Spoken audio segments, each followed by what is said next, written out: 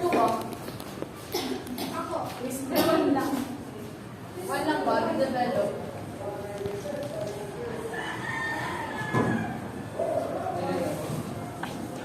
Baka tawagin. One word lang daw.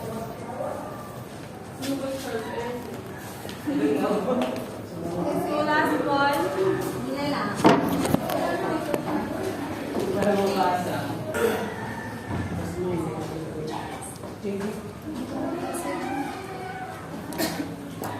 So we have development, socialization, multi-skilled, and unbiased. So can I ask those who answered these words, why did you pick those words to be connected in global competence? Let's have Charles. Your answer is socialization. When we say global competency, I focus only in the global. Means global is we socialize more. So socialization is what I think is connected to the global competency. Okay, thank you. Next is Mark. Your answer is Multi-skill. So for you to be a global competent, you need to be a multi-skilled. You need to offer yourself in a various ways. For me, I choose unbiased because if you are globally competent, you see different people with different perspectives, but you see them equally without any prejudice. yes. Because with all the 21st century, there is a development that the teachers and or the students have the development when it comes to skills and attitudes that need to perform or need to apply when it comes on social justice, when it comes on education, and when it comes on global literacy. Okay, thank you, Ms. Kibiran. So, all these words, we will see later if these words are correct and if these words are connected to our discussion. So, formally start. Let us first define global competence. Who wants to read? Yes, Ms. So, global competence. A multi-dimensional capacity, therefore, global competent individuals can analyze and rational, local, global, and intercultural issues, understand and appreciate different perspectives and worldviews, interact successfully and respectfully with others, and take responsible action towards sustainability and collective well-being. Thank you, Ms. Patapat. So, before we proceed to global competence, during our last discussions, we have discussed the multicultural literacy. So, global literacy, global competency is somehow connected to multicultural literacy. So, all these words are interconnected with each other. During our past discussions, we have already defined the multicultural literacy, right? So we will no longer tackle about it. So global competence, these are the skills, the values, the behaviors that prepares us or the young people to survive in a diverse world. So these worlds are interconnected and rapidly changing. So it is important that before these students go to field to real life situations, they must be prepared. So they must be taught different multicultural skills for them to be para ready na sila bago sila sumabak sa real world. So, small changes in the classroom affect the global community because when habang nasa classroom pa lang yung mga young people, the students, it is important that they are being taught how to respect the differences of people in terms of race, culture, their ethnicity. They must be taught how to embrace these differences for them to know how to respect and embrace the differences of each other. So it is like we are pursuing the inclusivity in the classroom. So, Erika naman tayo ulit. Erika. Ha? Yes, Kay. Because we aim for collaboration and globe to be globalized. So that global competency requires us to be much more social in terms of interacting with other races, other culture, and with that respect as well. Thank you. So, schools must encourage cultural sensitivity because it allows the students to have respect and foster deep understanding of differences between races and cultures. So,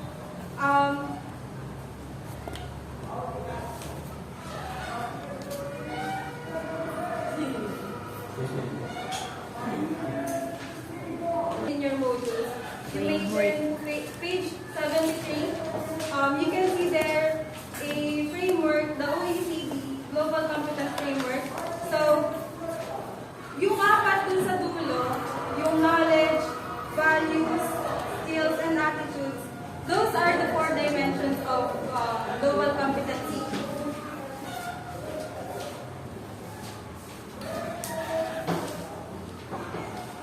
Later on, we will discuss the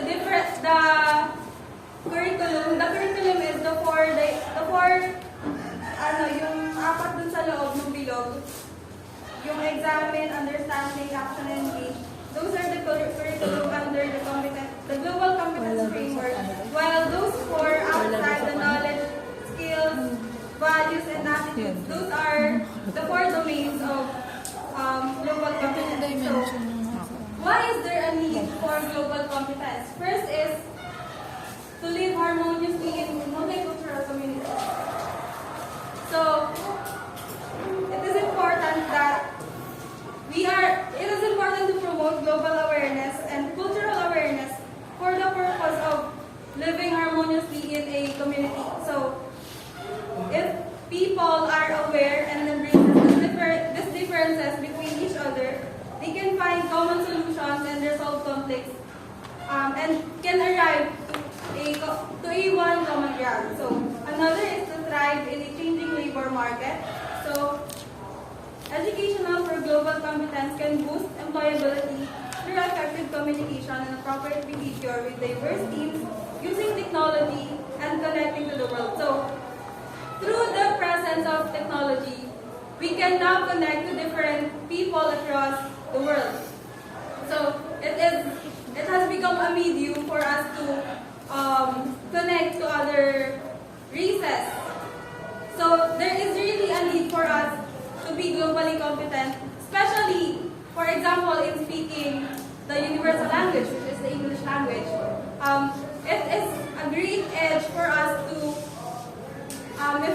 for example, if you are fluent in speaking the English language, you already have an edge from other people who cannot.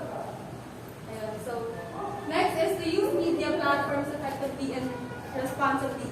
So digital technologies have shaped young people's outlook on the world, their interaction with others, and their perception of themselves. So there is a need for global competence for us to know how to use social media platforms effectively and responsibly. If you are globally competent, you must know that you should not use social media for cyberbullying, for crimes. Lastly is to support. Sige, wala na password.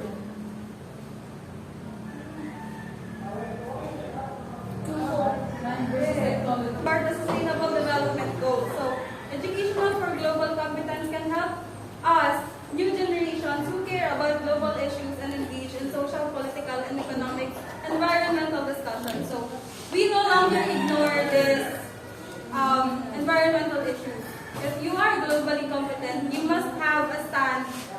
You must have a say in the different issues that are circulating in your surroundings. Next is, let us proceed to the dimensions of global competence and implications in education. So, education for global competence is founded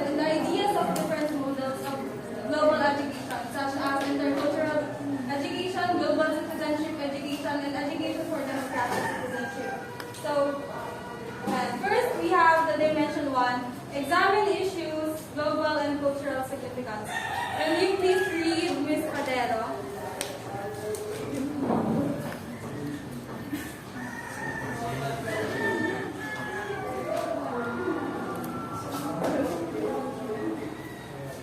Examine issues, global and cultural significance.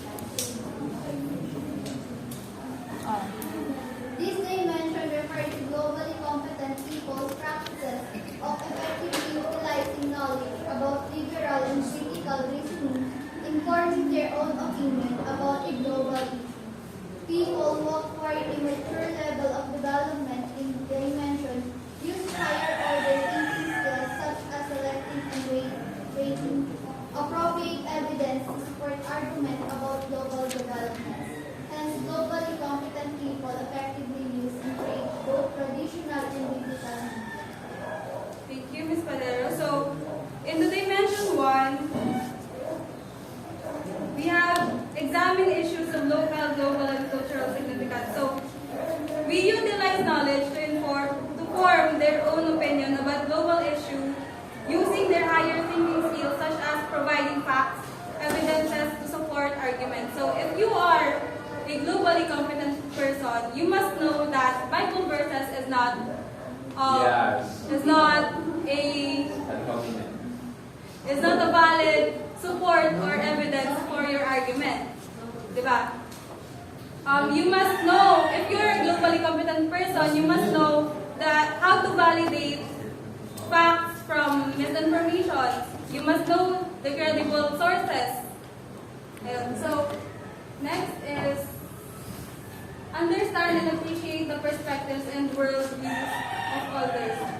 Will you please read Mr. Malco? Something you mix up. The dimension highlights the globally competent people are willing and capable of considering other people's perspectives and behaviors from multiple viewpoints to examine their own assumptions. Individuals with this competence also consider and appreciate the connection that enable them to bridge indifference and create common ground. Okay, thank you. So, in this second dimension, a globally competent person embraces the differences and diversity. So, they consider other people's perspectives, behaviors from different or multiple viewpoints. They are also enabled to create common ground despite the differences. Aside from that, their cultural identity remains while being aware of others' culture, values, and beliefs. Yes. So we have the third dimension: engage and open, appropriate and effective interactions across cultures. Yes, Ms. Erica. Dimension 3, engage and open, appropriate and effective interaction across cultures. The dimension describes what globally competent individuals can do when they interact with people from different cultures.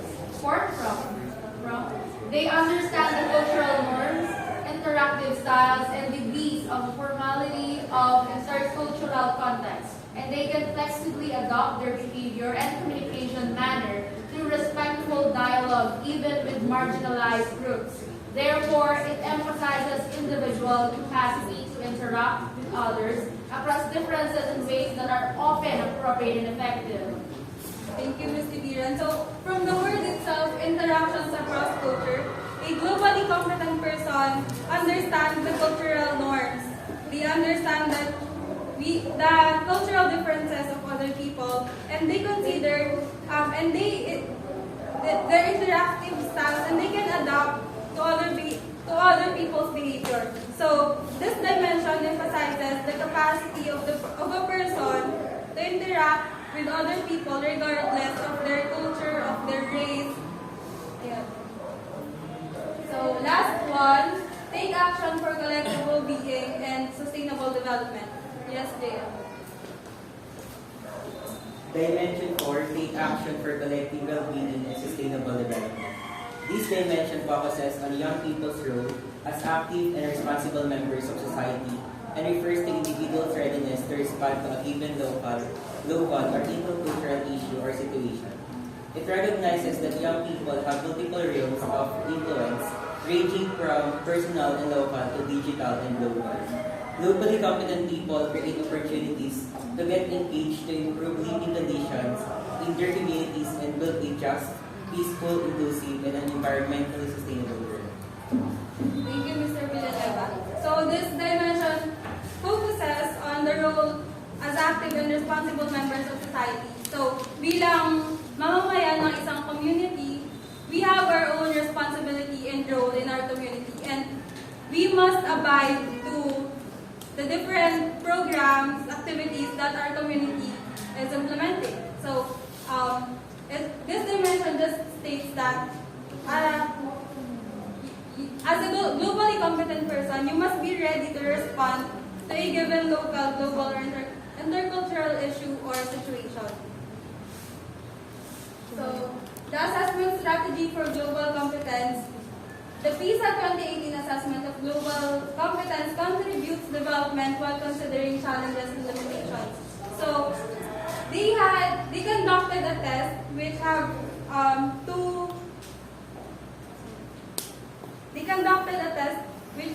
components. First is the cognitive test, and second is a set of questionnaire items. So,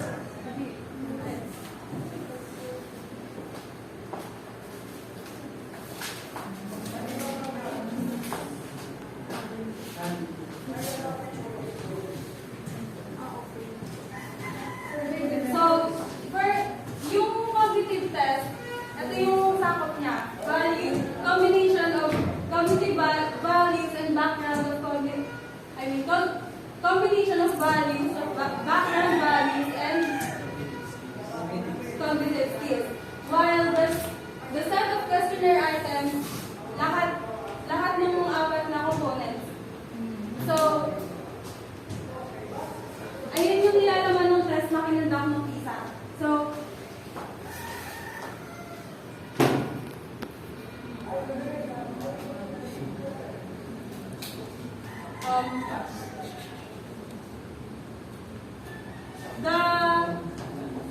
the content of a set of questionnaires, it is necessary because it is a self-reported information of students' awareness on global issues. So it is important that they get the awareness of the students in terms of these 4 domains. So let us now proceed to the 4 curriculum of the Global Competency Framework. First is the skills to understand the world and to take action. Will you please, who wants to read? Yes, Mark. Skills to understand the world and to take action. So global competence. Global competence builds on specific cognitive, communication, and social-emotional skills. Effective education for global competence gives students the opportunity to mobilize and use their knowledge, attitudes, skills, and values together while sharing ideas on global issues in and outside of school or interacting with people from different cultural backgrounds. So, a globally competent person builds on specific cognitive, communication, and social-emotional skills. So, if you are a globally competent person, you must know how to reason with information. You must have a communication skills, perspective taking, conflict resolution, and adaptability. Next is the knowledge about the world and other cultures. Who wants to read? Yes, Leila.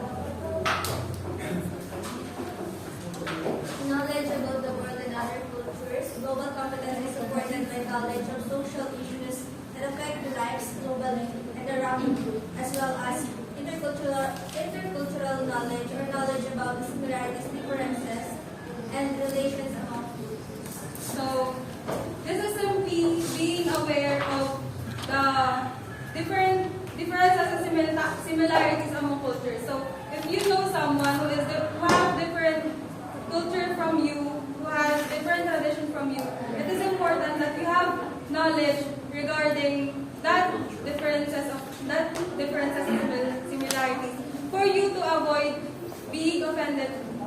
Para ma-avoid yung para hindi mo ma-offend yung person na yun. Kasi there are cultures na normal sa atin pero sa kanila hindi. So, we must avoid that. So, knowledge about the world in other cultures can be done through the following strategies. So, we have two. Who wants to read? Yes, lovely. Perspective taking refers to the cognitive and social skills of understanding how other people think and feel. Adaptability refers to the ability to adapt systems, instincts, and behaviors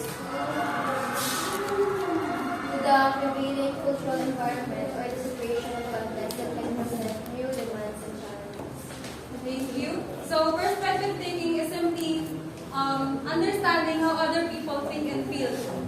And adaptability is being able to adapt to the different environment of a certain place. So, we also have openness, respect for diversity, and global-mindedness. Kindly read. Lian. Openness involves sensitivity, curiosity, and willingness to engage with other people, other perspectives of the world. Respect consists of positive regard for someone based on judgment of feelings of worth. It assumes the dignity of all human beings and their inalienable right to choose their own affiliations, beliefs, opinions, and practices. Lastly, global-mindedness is defined as a worldview in which one sees him or himself connected to the community and feels a sense of responsibility for its members. Thank you, Ms. Arascayo. So, openness is simply requires active willingness to seek out and embrace opportunities to engage with other people from different cultural backgrounds. While being respectful to a certain cultural differences doesn't require ignoring their significant differences that might exist between them and the others. It does not also mean that you are agreeing or adopting to the differences. There are limitations when it comes to respecting cultures of other people. For example, a culture of a certain person who violates the human dignity, yung mga hindi na mga tao. If you agree with those if you agree with those beliefs, I think it's not called respect but tolerance. You are tolerating that kind of behavior even though it violates the human dignity of a person. So it is included in global competency that we must value human dignity.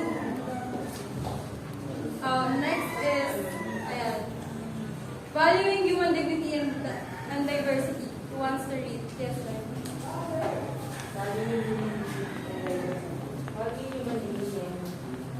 Valuing cultural diversity contribute to global competence because they constitute critical systems through which individuals process information about other cultures and decide how to engage with others and the world. Hence, people who cultivate this values become more aware of themselves and their surroundings and are strongly motivated to try to expand upon ignorance, violence, Like what I have stated earlier, a globally competent person must have a stand on different issues that are circulating in his or her surrounding.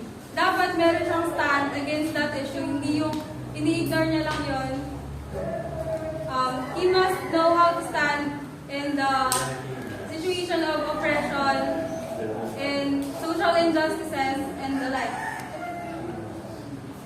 We have 4 aspects of valuing equally of core rights and dignity based on LATAM. So, first is a prohibition of all types of inhumane treatment, humiliation, or degradation by one person over another, the assurance of possibility for individual choice, and the condition for each individual, self-fulfillment, autonomy, self-realization, the recognition that protection of group identity and culture may be essential for that personal dignity, and the creation of necessary conditions to have essential needs satisfied. Go lang mag-isa. May sakit si Steve. So, let us now proceed to global understanding.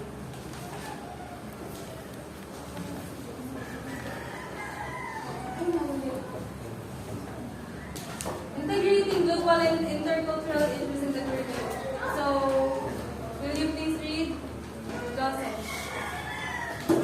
For global education to translate abstraction into action, there is a need to integrate global issues and topics into existing subjects.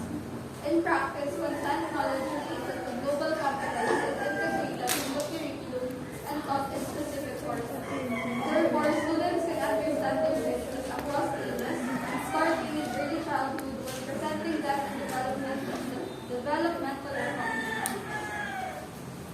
Thank you. Thank you, Ms. Austria. So, Godelli affirmed that teachers must have clear ideas on global and intercultural issues that students may reflect on. So, as a teacher, ikaw mismo dapat aware ka sa mga bagay na dapat pinapa-reflect mo sa mga estudyante mo. So, sensitive issues like divorce bill, dapat ba pinagtatalunan pa yun? Kasi if one of your students disagree with it, don't you think there's a problem? Don't you think it's a bit alarming kasi hindi siya aware dun sa mga issues na related sa ganung topic. So as a teacher, you must know if a certain issue is worth arguing, if it's worth debating for, di ba? So this continuation wants to read. Yes, Ray. We also need to collaborate with research topics and carefully design curriculum and giving students multiple opportunities to learn those issues. Teachers may also engage in professional learning communities and facilitate learning. Textbook and other instructional materials can also be taught culturally and ethnic. Differences may be capacity. Teachers and their students should critically examine textbooks and other teaching resources and supplement information when necessary. Thank you, Ms. Vidal. So, based on this statement, we must not only rely on textbooks because it can distort the cultural and ethnic differences of the students. So, can you recall an issue during the pandemic regarding the modules that are being, yung mga may error sa modules like yung damit ng magsasaka na dapat ba, if you are a farmer, dapat sira-sira ba yung damit mo? Diba? So, kapag yung mga bata na nakakita nun, maiisip nila na, mapipicture out agad nila sa sarili nila na kapag nakakita sila ng farmers, yun agad yung maiisip nila kasi yun yung nakita nila. Therefore, we must not rely solely on textbooks, but what activities should we give to our students for them to experience for example, the experiential learning? What assessment is it? Authentic assessment. So, connecting global and intercultural topics to reality context and needs of learning group is an effective methodological approach to make them relevant to adolescents. So, di ba, one of the ways for the students to be real world. So, through service learning, students not only serve to learn, which is applied learning, but also learn to serve. So, this condition is somehow connected to the concept of learning by doing. Diba? In order for the students to learn, they must experience and let them construct their own learning. Let us now proceed to pedagogies for promoting global competence. Kindly read the group-based cooperative project work, Ms. Gardola.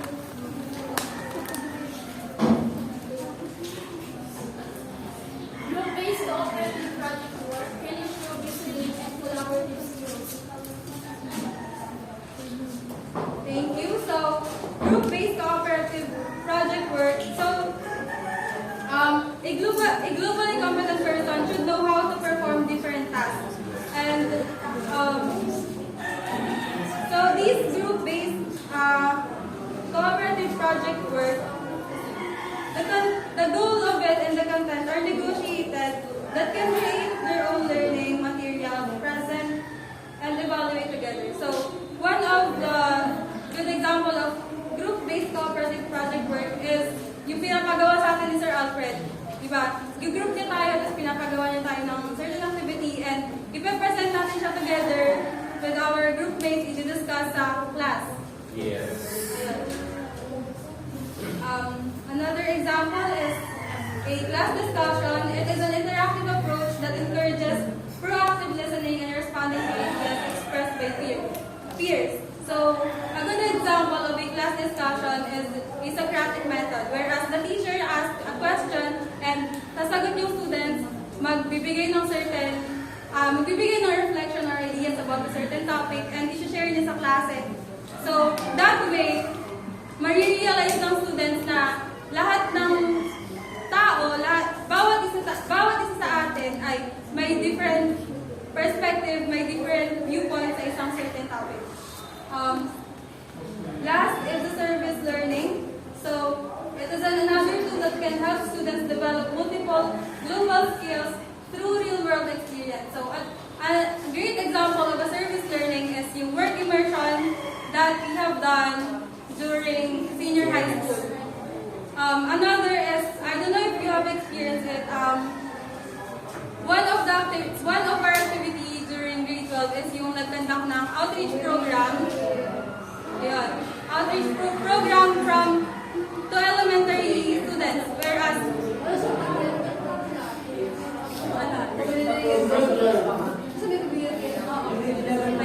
so through conducting outreach programs, you are seeing the reality of students from different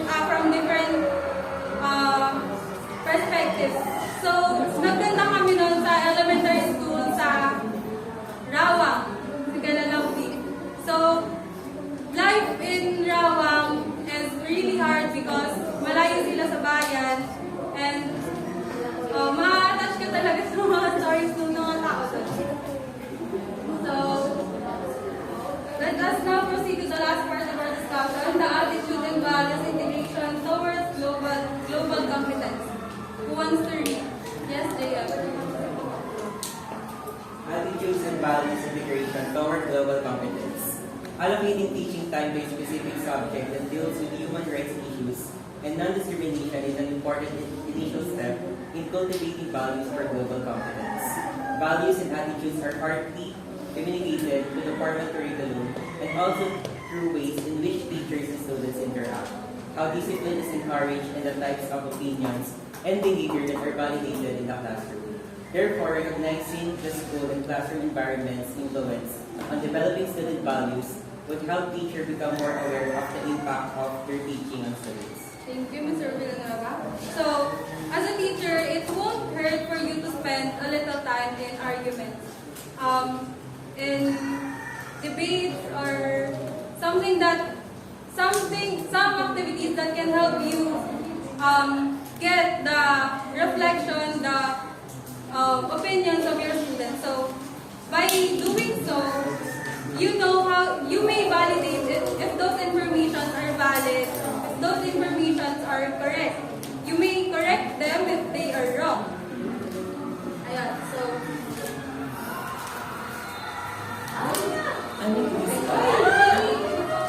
Yeah, may quiz! may true or false. Dalawang part sa isang identification. Isang meron.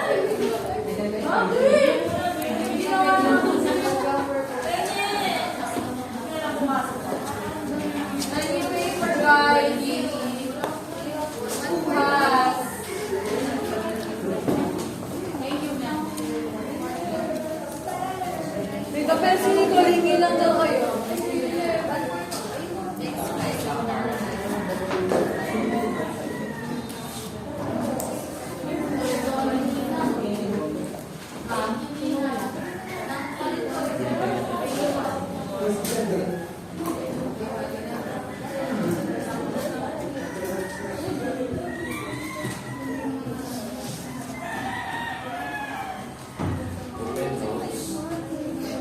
Open notes daw sabi mo. Merong ano word Yay!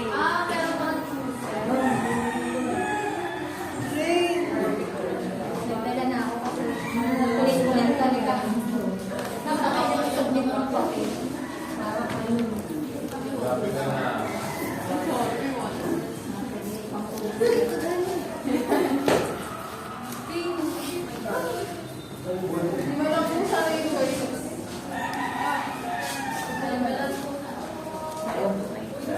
So, are you ready? Wait lang.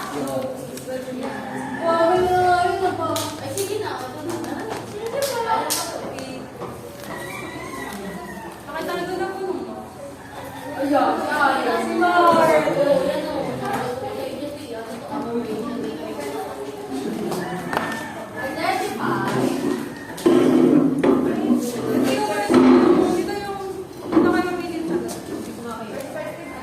Taking.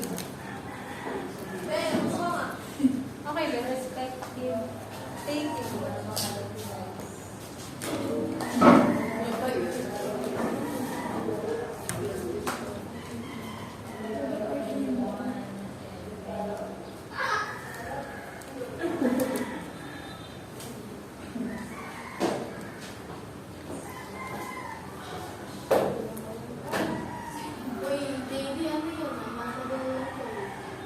Perspective taking. Taking. Taking.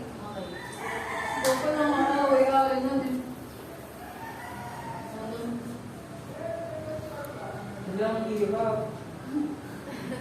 Taking.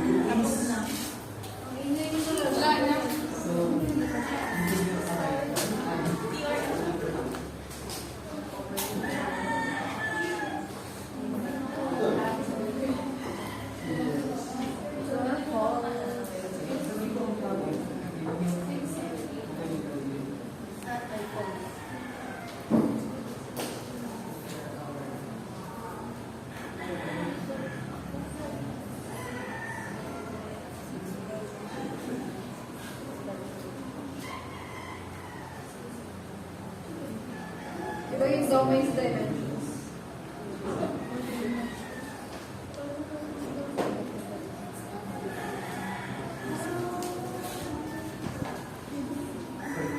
Basta ba?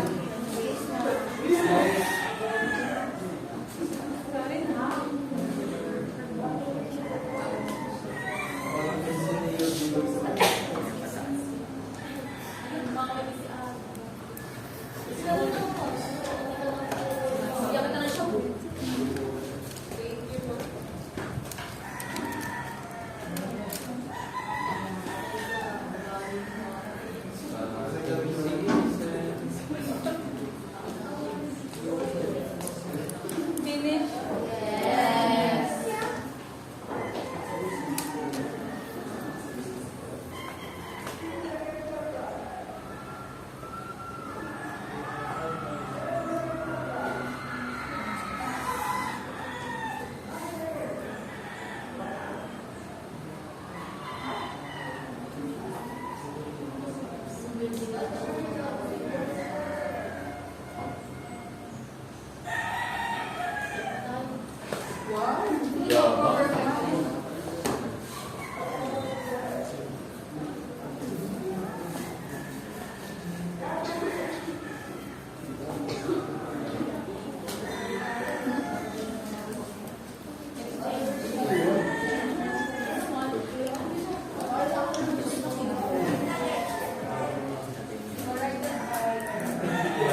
Kailangan finish.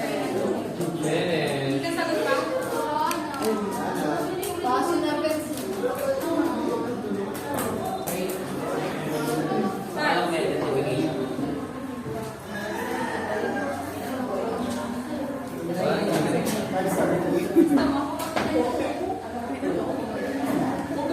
Ano sa kapila nila? Para sa player yan.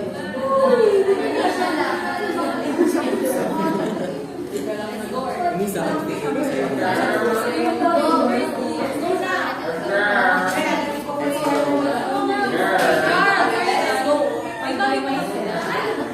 Screenwavers with your name.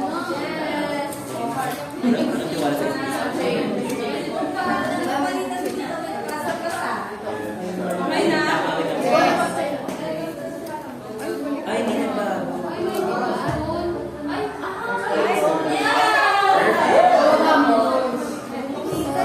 Nag-iba kami. Ginusto na mo.